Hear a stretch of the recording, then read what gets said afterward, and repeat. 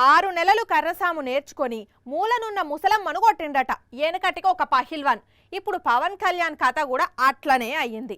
పవర్లకొచ్చేది మనమే, కాబోయే సీఎంను నేనే, తాట తీసి కింద కూర్చోబెడతా, మనల్నెవరు రాపేది అని తొడగొట్టిన కళ్యాణు చంద్రబాబు దయదలిచి ఇచ్చిన సీట్లతో సరిపెట్టుకున్నాడు.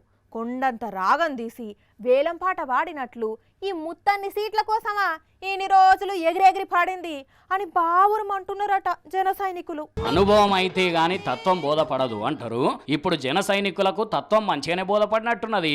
ఇంత బతికి ఇంటెనక కూలబడ్డట్టు తాము పోటీ చేసేది ముష్టి 24 సీట్లన అని షాక్ తిన్నారు. పవన్ కళ్యాణ్ ఆవేశం చూసి సీఎం అని నోరంతా నొప్పి పుట్టేటట్టు కేకలు పెట్టిన జనసేన కార్యకర్తలు ఇప్పుడు కక్కలేక మింగలేక సైలెంట్ అయిపోయింది. పొత్తుల భాగంగా పవన్ కు చంద్రబాబు 24 ఎమ్మెల్యే సీట్లు 3 ఎంపీ సీట్లు ఇచ్చి ఇక సాల్తీ అని చేతులు దులుపుకున్నాడు. పవన్ కూడా సరే తీ అని చంద్రబాబు ఇచ్చిన సీట్లకు ఓకే చెప్పిండు. అయితే జనసేనకి ఇచ్చింది 24 సీట్లే అయినా అవి 40 సీట్లకు బరాబర్ అని ఒక కొత్త ఈక్వేషన్ చెప్పిండు దొరవారు.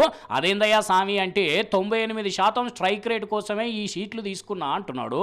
ఈ లెక్కలేందో స్ట్రైక్ రేట్ ఏందో అర్థం కాక జన సైనికులు జుట్టు వీక్కుంటున్నారు. ఇప్పుడు ఈసారి తక్కువ స్థానాలతోటి 98% స్ట్రైకింగ్ రేట్ ఉండాలి. దాంట్లో భాగంగానే 24 స్థానాలు 3 పార్లమెంట్లు ఫిక్స్ అయిపోయాం. ఆ కాడికి చంద్రబాబు మాయలో పడి ఈయనేదో కొంప ముంచేటట్టే ఉన్నాడని పాపం హరిరామ జోగయ్య పవన్ కు ఉత్తరాల మీద ఉత్తరాలు రాస్తూనే ఉన్నాడు. నువ్వు తగ్గొద్దు, కాపులను మోసం చేయొద్దు, 2.5 సంవత్సరాలు సీఎం పదవి ఇయ్యమని అడుగు అని చెప్తూనే ఉన్నాడు. లాస్ట్గా ఆయన అన్నంత పని చేసిండు పవన్ కళ్యాణ్. 22% ఉన్న కాపులకు 5% టికెట్లతోనే సరిపెట్టిండు.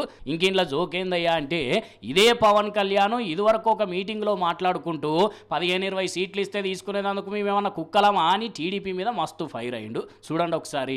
కుక్క బిస్కెట్లు పడేసి 15 సీట్లు పడేసి ఇది వాళ్ళ అన్న మాటలు బాధ కలగదా? మనకి కోపం రాదా? మనకి వస్తుంది అంటే మీరు పడేస్తే భిక్ష వేయడానికి ఏమనుకుంటున్నాం?